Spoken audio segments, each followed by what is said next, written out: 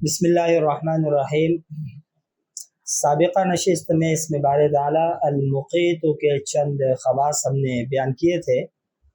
آج کے اس نشست میں کوشش کریں گے اس میں بار تعالیٰ الحسیب کے چند خواص کو بیان کیا جا سکے۔ الحسیب یہ ان اسماء بار تعالیٰ میں سے ہے جن اسماء کو دشمنی اور عداوت ختم کرنے میں اتنا زیادہ تاثیر ہے، گویا کہ یوں کہا جاتا ہے کہ اس میں باری تعالیٰ الحسیب دشمنی اور عداوت کو ختم کرنے میں اسم اعظم کی تاثیر کا حامل ہے۔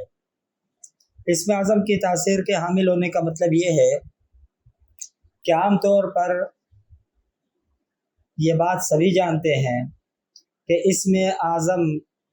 پڑھنے کے بعد انسان جو ارادہ کرتا ہے، جس ارادے سے اسم باری تعالیٰ اسم اعظم کو پڑھا جاتا ہے، وہ اللہ رب العالمین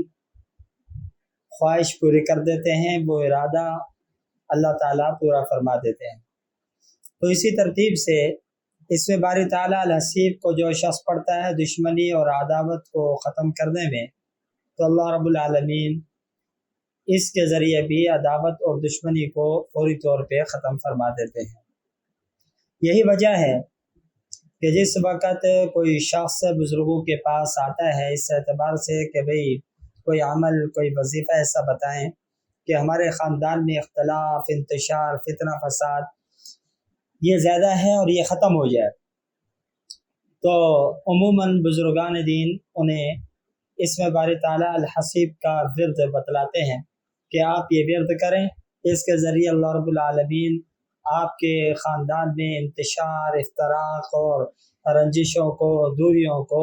اللہ تعالیٰ محبت میں بدل دیں گے اور جھگڑوں کو امن و امان اور سلامتی کے ساتھ بدل دیں گے۔